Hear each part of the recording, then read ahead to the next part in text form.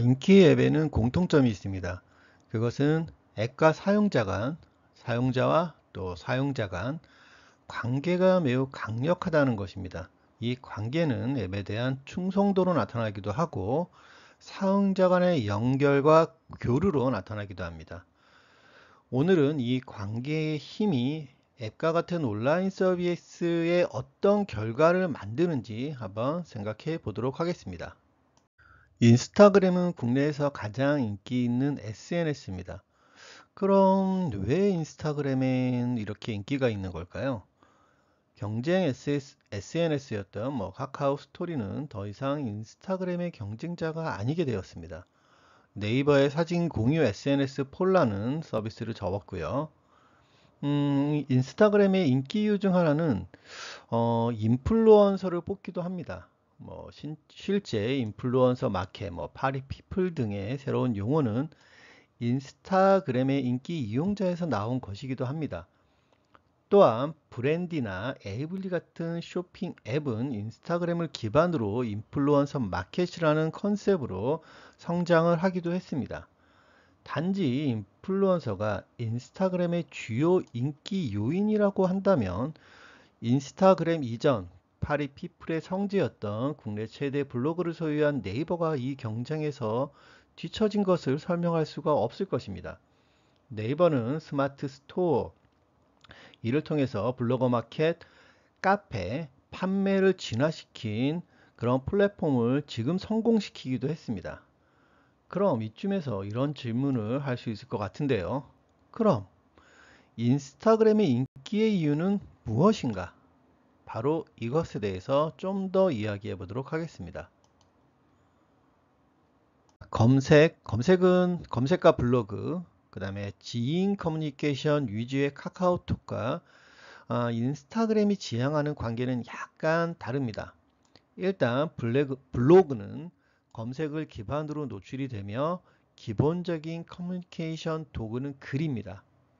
물론 사진과 동영상을 첨부할 수는 있지만 핵심적인 표현 수단이라기보다는 보조적인 수단에 가깝습니다.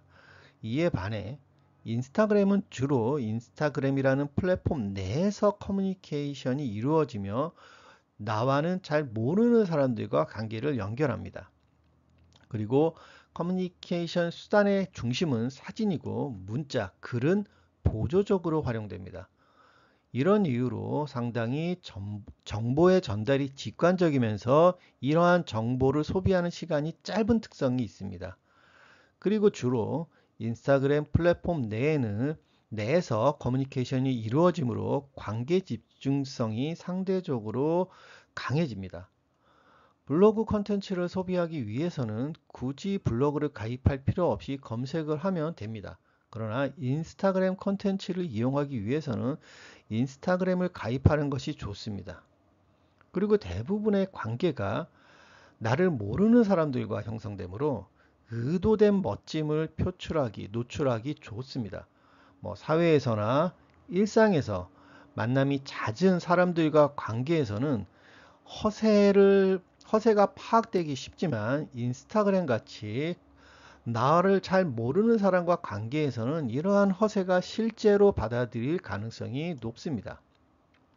모르는 사람들과의 온라인에서의 관계이므로 확장성이 크고 넓습니다.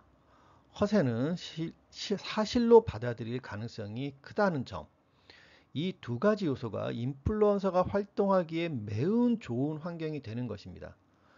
인플루언서의 활동을 사진을 보기 위한, 트렌드를 파악하기 위한 일반 사용자의 가입을 촉진하게 됩니다.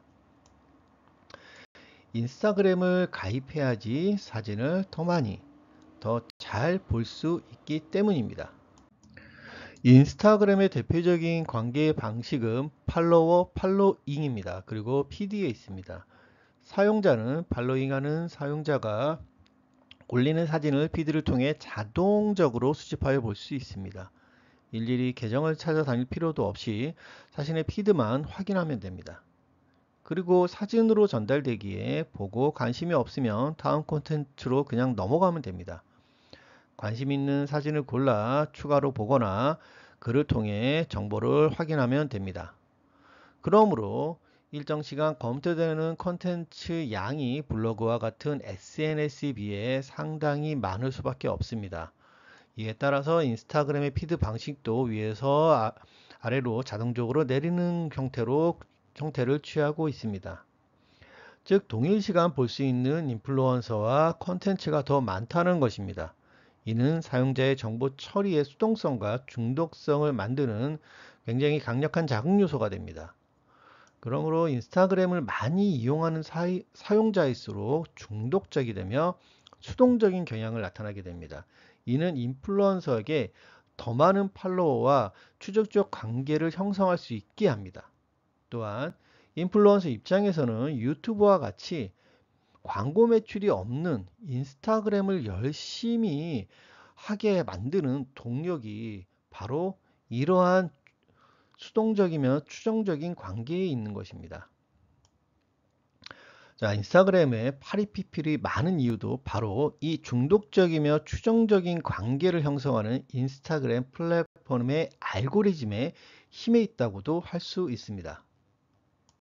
다른 SNS 플랫폼 역시 어떤 관계 지향성을 가지고 있는지 생각하면서 이용하면 그 플랫폼의 작동 원리를 이해하기 쉬울 것입니다.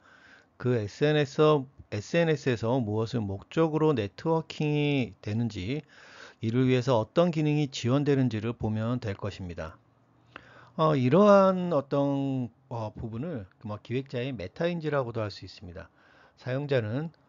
SNS 사용자는 단지 자신의 욕망에 따라 앱을 이용하지만 기획을 하기 위해서는 자신이 앱을 이용하는 욕망을 객관적으로 보아야 더 효율적인 기획이 가능하기 때문입니다. 기본적으로 앱과 같은 온라인 서비스는 네트워크된 온라인상 관계의 힘을 바탕으로 설계가 됩니다. 이 중 SNS는 너무나 분명하게 강력한 관계 욕망 지향성을 보여주는 플랫폼입니다. 다른 앱 플랫폼이 성취 또는 문제의 어떤 해소, 이런 거에 관계 지향성에 있는 것에 비해서 다른 차이라 할 수 있습니다.